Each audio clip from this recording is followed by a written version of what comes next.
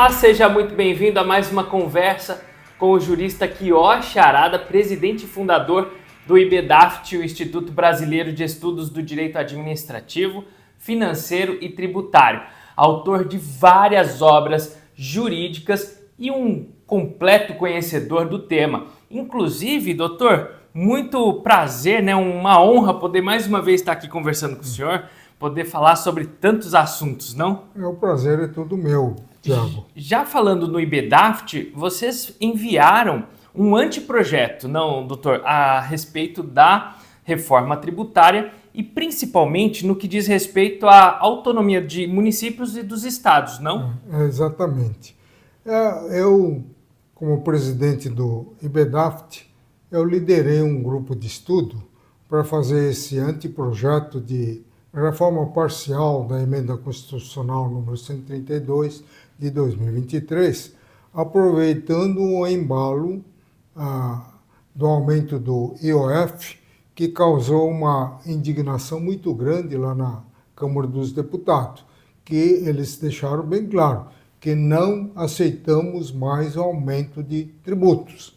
Então, considerando que a implantação do novo regime tributário vai implicar um aumento fenomenal, nós, profissionais liberais, em vez de pagar 5%, vamos pagar, no mínimo, 26,5%. Quer dizer, muito aumento.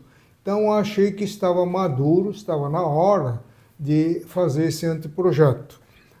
Primeiro, para devolver aos estados e municípios a sua autonomia financeira, que vai assegurar a autonomia político-administrativa dos entes regionais e entes locais, porque eles fundiram 4 tributos, contribuições sociais, o IPI, ICMS e ISS num só tributo. Isso é impensável para um estudante do segundo ano do direito. Você pode fundir tributos da mesma competência, mas não misturar tributo estadual, municipal e federal e fazer um só. Isso não passa na cabeça de ninguém. Então, em primeiro lugar, nós queremos devolver essa autonomia para os estados e municípios.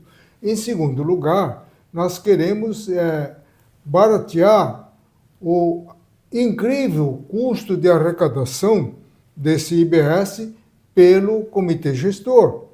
O presidente Lula declarou que este ano está adiantando 500 milhões, no ano que vem 800 milhões, no outro ano 1 bilhão e 200, no ano subsequente um outro 1 bilhão e 200. Então são 3 bilhões e 800 que a União vai adiantar para o comitê gestor, que vai cobrar dos estados e municípios a partir de 2029. Então, antes de implantar o sistema, os estados e municípios já ficam endividados, entendeu? Então, eu achei oportuno essa contra-reforma, eu chamo de contra-reforma essa alteração parcial da Emenda Constitucional 132. Estou fazendo uma emenda, assim, pontual, porque querer desmanchar toda a reforma tributária é dar murro em ponta de facas. Então, o projeto, na verdade, tem apenas 7 artigos. O primeiro artigo, eu desmembro o IBS dual em IBS estadual e em IBS municipal. Artigo 2º, dou competência para os estados e municípios instituírem os seus respectivos impostos, ou seja, o estado institui IBS estadual, o município institui o IBS municipal.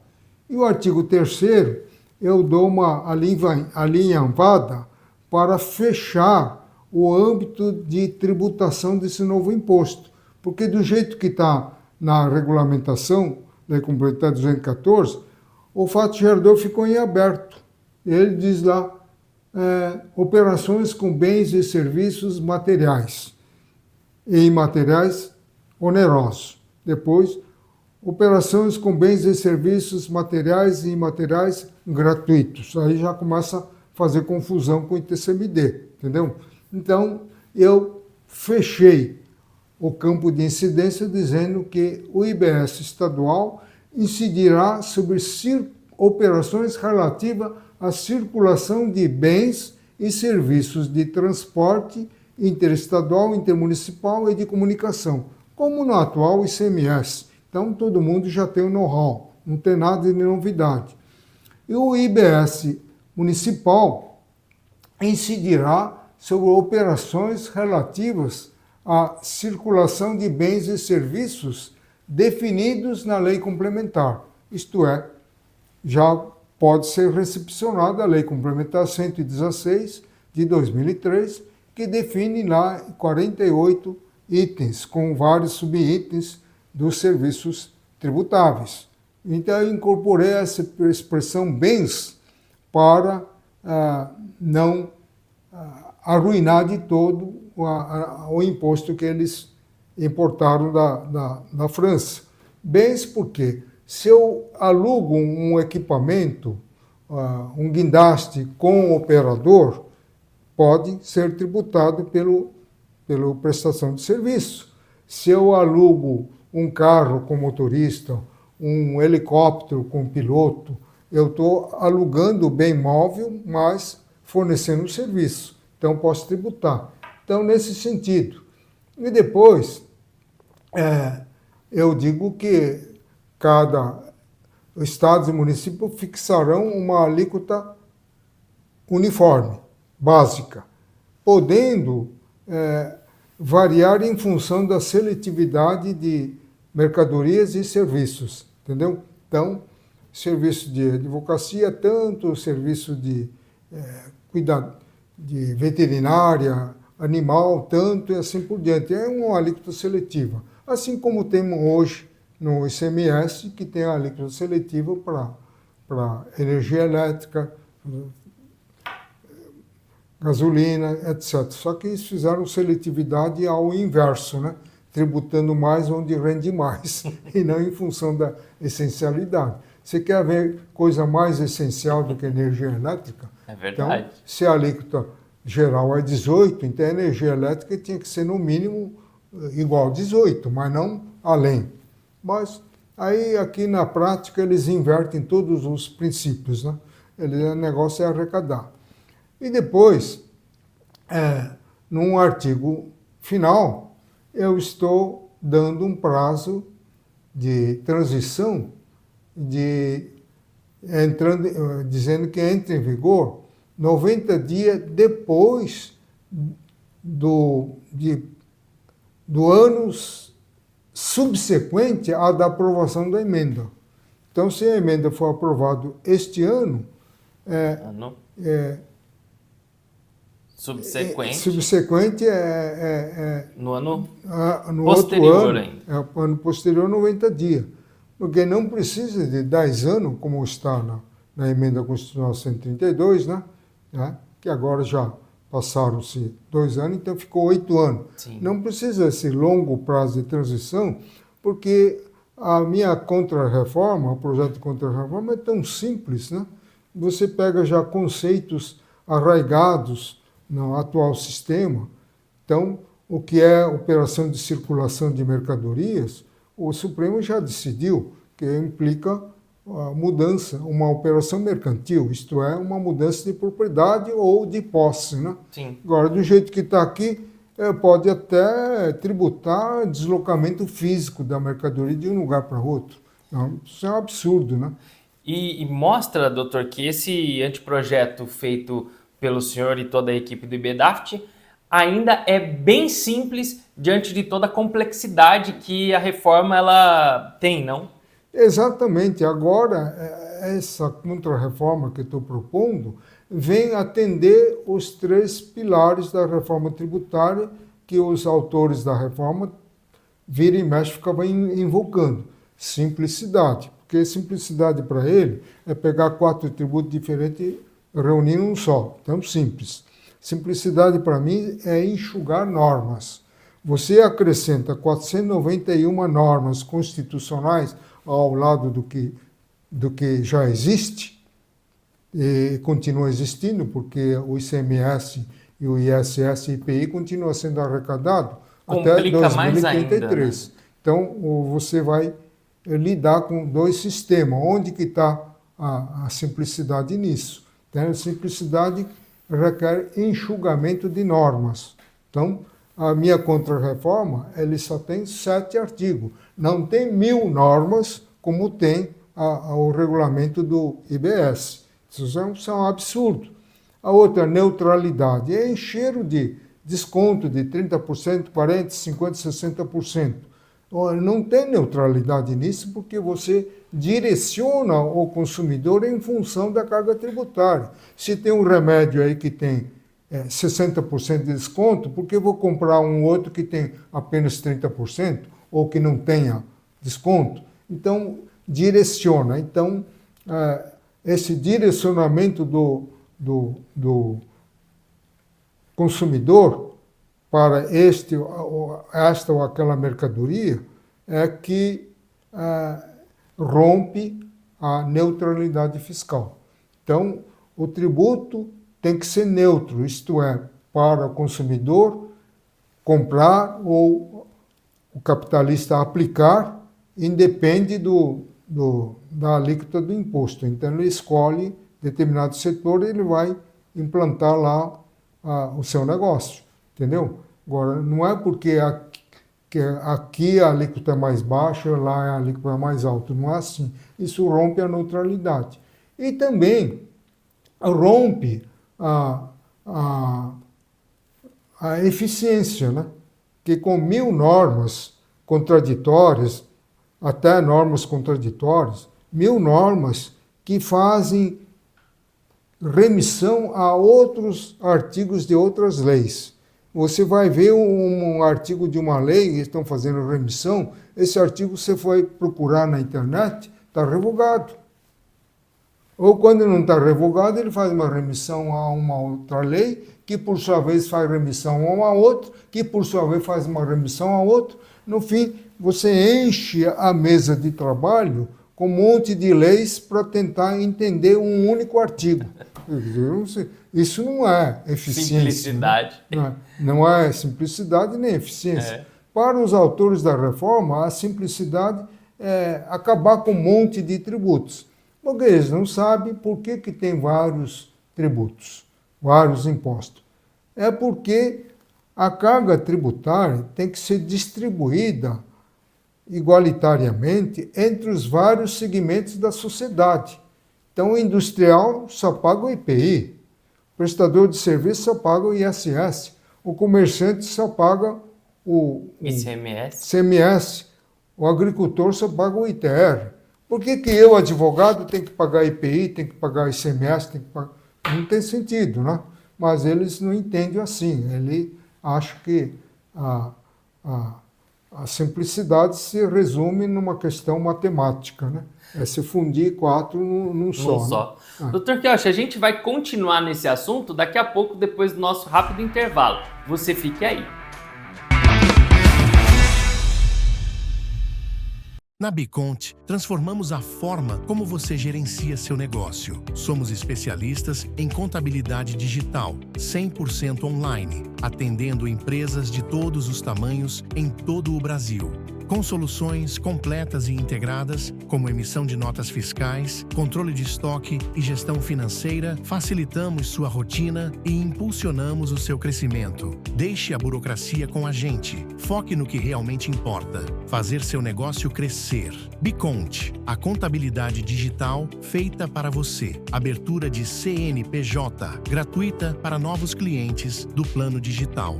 Conheça mais em biconte.com.br ou fale conosco pelo nosso WhatsApp 19 3271 6991.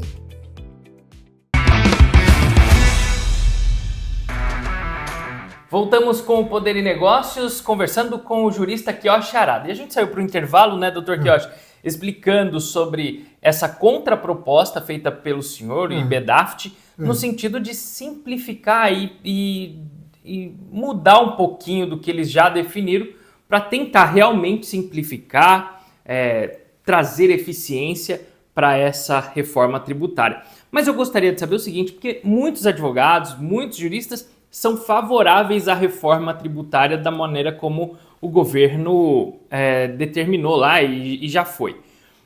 Como o senhor conseguiu, diante de tanto advogado, tanto jurista, ser contrário à opinião do senhor? Que no começo, os profissionais da área jurídica foram em cima do anúncio da Globo, né? Globo é praticamente uma TV estatizada. Eles ficavam martelando na cabeça do contribuinte dia e noite que precisa fazer a reforma para simplificar. Então, os leigos, e assim mesmo o advogado, sem debruçar realmente sobre cada um dos artigos da proposta, eles abraçaram essa mensagem, porque nós, advogados, estamos cheios com normas prolixas, né? Porque estão despejando normas tributárias em escala industrial, né? No plano infraconstitucional. Ninguém aguenta isso, né? Então, os profissionais da área do direito acharam uma boa oportunidade para simplificar. Mas à medida que vai se aproximando a época de entrada em vigor, que ano que vem vai entrar em vigor, e o comitê gestor está sendo instalado este ano, sem representação dos municípios, porque só agora eles perceberam que pensar 27 representantes dentre os 5.569 municípios é complicado. Quer dizer, quando eles fizeram, eles não tinham capacidade de prever essa complicação, né? Só que um detalhe importante, porque o senhor bateu nessa tecla dia e noite, desde, faz muito tempo que o senhor bate nessa tecla, não é? Eu dizia, como é que eles vão tirar do bolso do colete? Ninguém sabe, né? Então, agora eles estão verificando essa dificuldade e estão querendo instalar, já afrontando a própria emenda constitucional 132. Estão atropelando. E a Frente Nacional de Município está contra esse negócio aí, é capaz de... Já ajuizou uma ação e invalidou essa a nomeação feita pela Confederação Nacional dos Municípios. Então, o juiz falou que as duas entidades têm que trabalhar de comum acordo para eleger os 27. No meu entender, tem que eleger 5.569 municípios. Por quê? Porque os estados, todos eles estão representados no comitê gestor. Por que municípios só tem 27 representantes? Mas aí fica um órgão muito complexo, aí complica tudo. Mas eu pergunto, o que há nessa emenda da Constituição 132 que não seja complicado? O que há de simples nessa regulamentação através de 1000 normas? Tudo é complicado. Tão complicado por complicado, cumpra-se a representação de todos os municípios, assim como para ser verdadeiramente um órgão paritário. Ele é chamado de órgão paritário. Eu não vejo órgão paritário, né, se o município só tem 27 representantes dentre os 5.569. E todos os estados estão lá representados, além do Distrito Federal. Então, não é um órgão paritário. Então, tudo isso vem agora à tona, nas vésperas da entrada em vigor. Os advogados têm que preparar como é que eles vão assessorar seus clientes, suas empresas, né? Então, aí que eles se tocaram, né? Está muito complicado esse negócio aqui. Então, muitos mudaram de opinião. E foi aí que eu achei que está chegado o momento de jogar essa contra-reforma. Eu já redigi o ofício, mandei para o presidente do Senado, presidente da Câmara, e por via e-mail, um profissional disparou para 503 deputados, mandei o ofício para o governador, para o secretário da Fazenda, para o prefeito, para o secretário da Justiça do município, mandei para a Procuradoria-Geral do Estado, mandei para a Procuradoria-Geral do município e mandei para a Confederação Nacional do Município e Frente Nacional do Município, que são os órgãos que maior interesse têm em ter de volta a competência tributária municipal, né? Sim. Isso eu ia perguntar agora, qual é o próximo passo diante dessa antirreforma, dessa antiproposta? O próximo passo seria, se tiver receptividade, o Hugo Mota teria que pautar isso daí. Mas como ele nem anistia não está querendo pautar, eu duvido que ele paute. Só que o Instituto ele tem que cumprir com sua finalidade institucional, que é colaborar no aperfeiçoamento dos projetos legislativos e inclusive das leis em vigor, as emendas em vigor, ele tem que participar para melhorar. Então, nós estamos cumprindo o nosso papel, independentemente do resultado. Alguns, eu vou fazer a live sobre essa proposta, né, no dia 17, começa com o Marco Sintra, dando um apanhado geral, o impacto na área econômica dessa reforma tributária. Um outro vai criticar a litigiosidade que vai crescer, que o Superior Tribunal de Justiça prevê um crescimento de pelo menos 3 vezes. Né? Isso vai implicar a criação de uma turma especializada para julgar o IBS, quer dizer, na contramão da reforma administrativa que visa enxugar os cargos, né? De reduzir o tamanho do Estado. Aliás, com a implantação do comitê gestor, são centenas de cargos, né, que deputados e senadores estão de olho, né, para botar lá seus apanigmados. Das 9 diretorias regionais, 30% tem que ser mulher. Já está garantido por 30% de mulher. Eu tenho a impressão que alguns parlamentares já fizeram a lista das mulheres que eles vão botar lá. Então, eu estou acabando com tudo isso, devolvendo essa competência fiscalizatória arrecadatória para o órgão administrativo da tributação municipal, tributação estadual, que está quase um século fazendo isso. Agora, trocar por um órgão recém-criado, aliás, nem criado não está, ainda não está instalado, que não tem nenhuma experiência administrativa no trato com a arrecadação tributária, e ainda composto supostamente por leigos, né? Porque aí não são servidores concursados. Né? São comissionados. São comissionados, são pessoas leigas. Então, isso vai conturbar essa arrecadação, vai sair caríssimo. Né? Então, eu achei oportuno. Então, eu fiz esse projeto, mandei para o presidente da Câmara, presidente do Senado, para os principais líderes de entidades, governador, prefeito. E já teve alguma resposta? Não, tive uma única resposta de um deputado agradecendo o recebimento. O resto não se pronunciou, né? Mas vamos ver porque é importante que eles sejam cobrados de analisarem essa proposta. Eu acho que quando entrar em vigor, começar a dar tudo para trás, como eu suponho, eu acho que eles vão se lembrar desse anteprojeto que eles tinham sentado em cima. Viu? É verdade. E não só disso, mas de tanto, né, doutor, que eu acho que o senhor falou, que o senhor alertou, que o senhor fez, o senhor redigiu uma proposta, enfim. Doutor, é muita coisa, a gente só vai saber mesmo quando eles baterem o martelo deles. Exato. Porque do jeito que eles querem. Bom, eu já estou com consciência livre, porque como presidente do IBEDAF, eu fiz o que achava que tinha que ser feito. Né? É verdade. Doutor Quioch, agora mudando um pouquinho de assunto, um tema que ganhou bastante repercussão ultimamente foi a questão do mandado de prisão contra a Zambelli.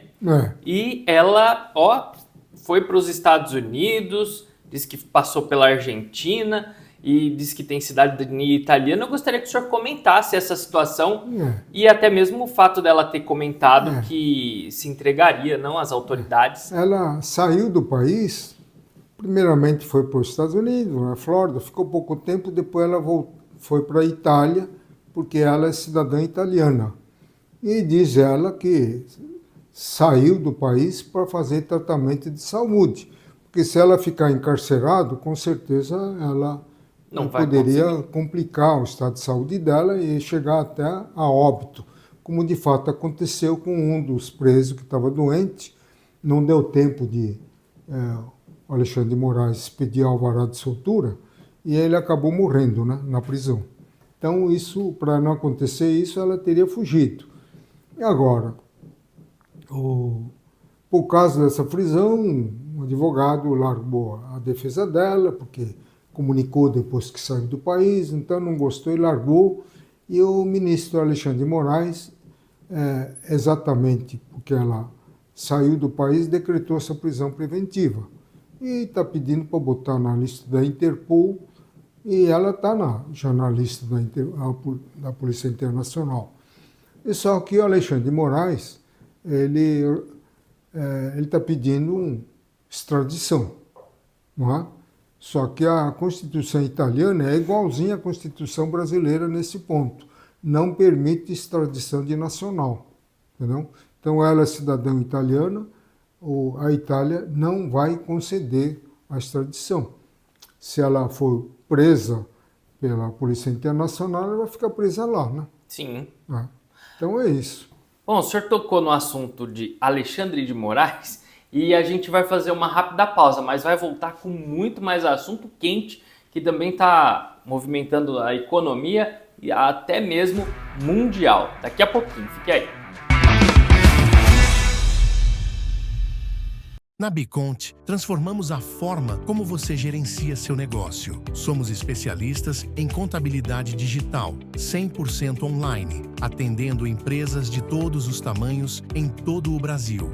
Com soluções completas e integradas, como emissão de notas fiscais, controle de estoque e gestão financeira, facilitamos sua rotina e impulsionamos o seu crescimento. Deixe a burocracia com a gente. Foque no que realmente importa. Fazer seu negócio crescer. Biconte, a contabilidade digital feita para você. Abertura de CNPJ, gratuita para novos clientes do plano digital.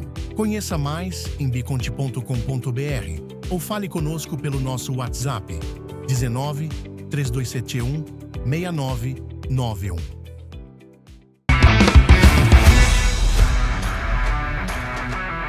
Voltamos com o Poder e Negócios, conversando com o jurista Kiyoshi Harada, e a gente agora vai comentar a respeito do ministro Alexandre de Moraes, que, doutor Kiyoshi, tem recebido muitas críticas, principalmente de direita e aliados à direita, e muitos elogios da esquerda, né? Então, agora tem uma questão que vem internacionalmente, que é a Lei Magnífica, e pode... como a gente pode aplicar sanções ao ministro? O que pode acontecer com ele diante desse cenário atual que a gente tem observado?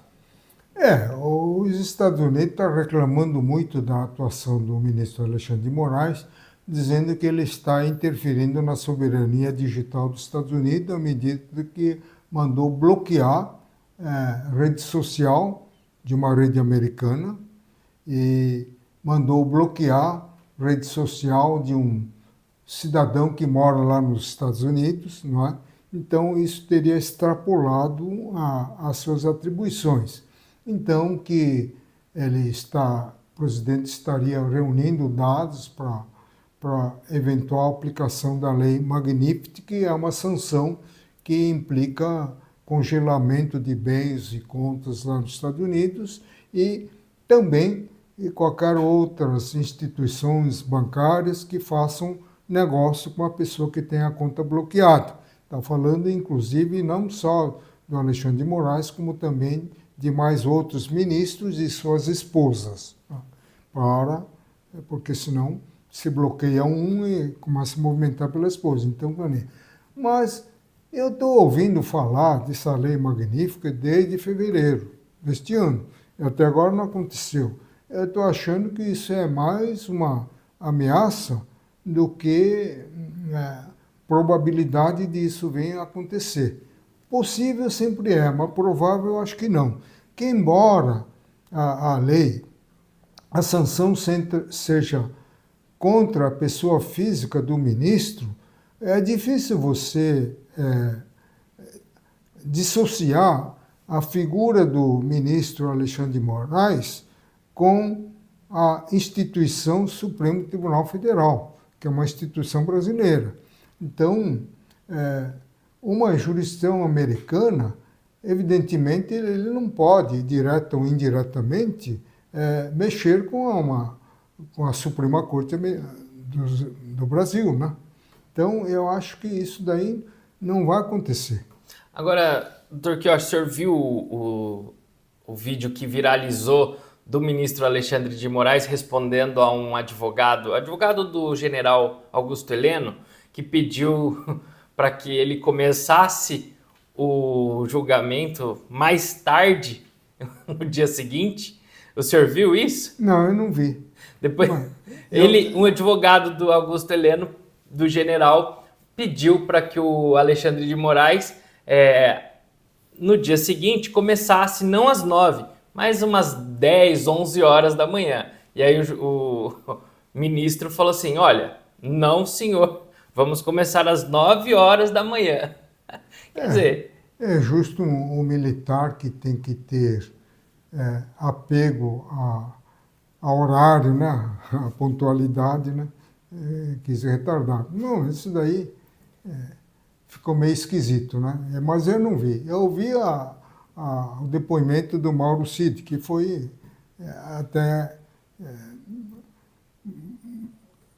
até engraçado, né? Porque ele é acusado e ele é testemunha, entendeu? Porque o testemunho dele é que levou a PGR a formular a acusação contra o chamado integrante do Grupo 1, que é o Bolsonaro, a Ramagem, o Andy Sertor, General Heleno, General Braga Neto, entendeu? E todo esse pessoal. Então, como é que o acusado pode ser testemunha, né? E ele foi ouvido na condição de acusado, né? Na verdade, interrogatório, né? E na condição de testemunha. Então, eu acho que ele entrou em um monte de contradição, ele comprometeu a ação penal, né? Porque a pergunta do Procurador-Geral da República sobre determinado assunto, ele respondeu de uma forma. A pergunta do advogado do Bolsonaro sobre a mesma questão, ele respondeu de outra forma. Aí o ministro Alexandre de Moraes falou, como é que é? Como é que é isso, né? Você falou uma coisa, agora está falando outra, né?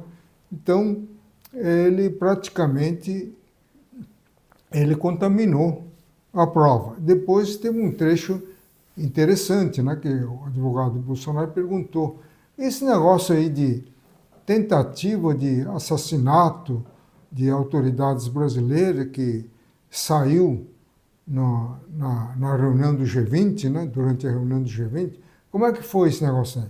Bom, lá teria havido um planejamento para matar o presidente da República, vice-presidente da República e inclusive o senhor ministro, entendeu?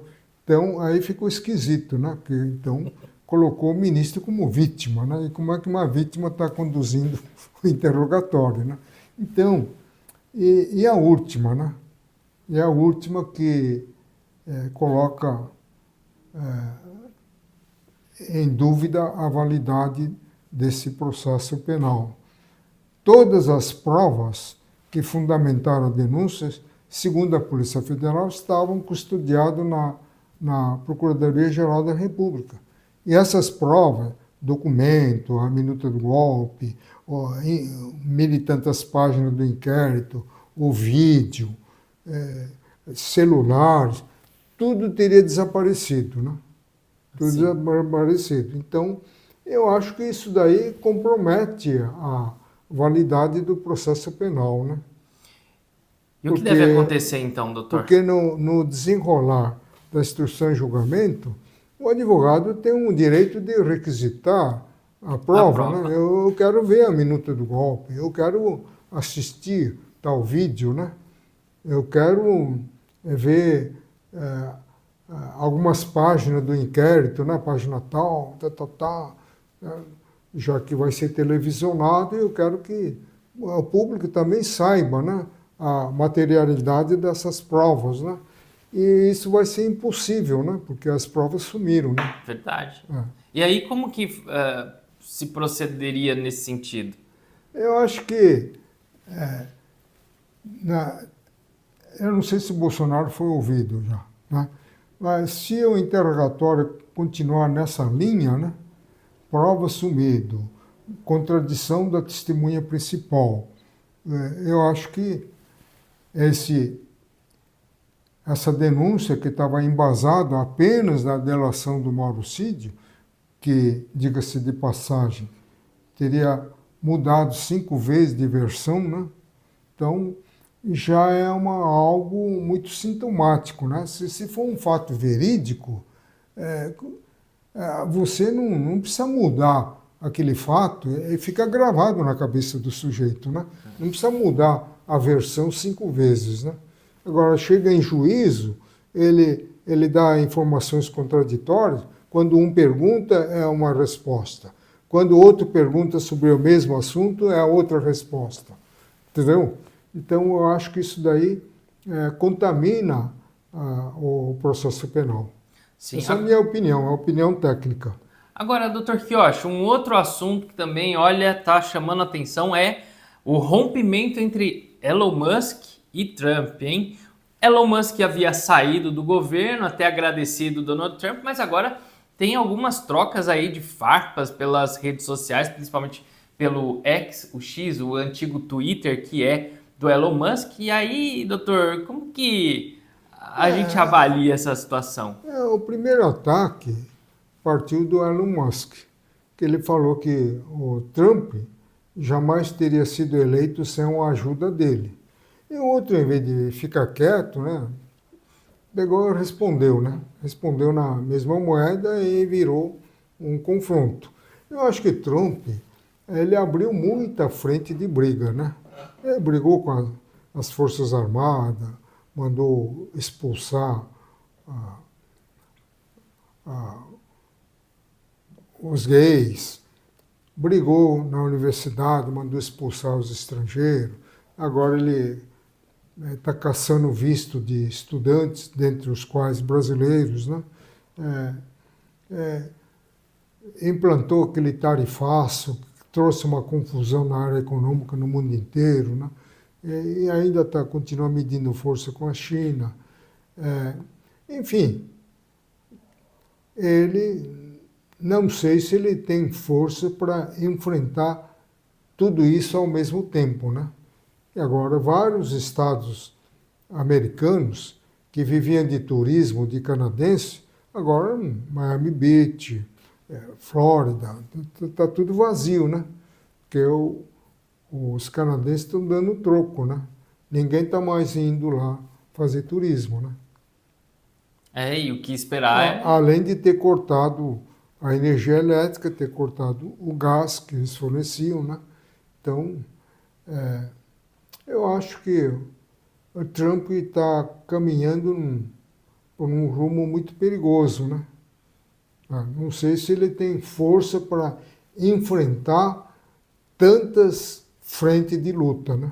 É verdade. O grande problema é que essas relações internacionais acabam interferindo bastante na nossa política, na nossa economia. Mas, Dr. Quioch, eu quero demais agradecer essa conversa, esse bate-papo sempre muito esclarecedor. Eu que agradeço, Thiago. Tá certo. E olha, eu espero você no nosso próximo encontro com o jurista Quioch Arada. A gente sempre vem conversar aqui esses assuntos que estão em alta e que você aí sempre se interessa bastante. Não deixe de compartilhar esse vídeo, mande para seus amigos, para seus conhecidos, curtam e olha, fique sempre em alerta porque a gente sempre posta conteúdo novo por aqui. Até o nosso próximo encontro. Tchau!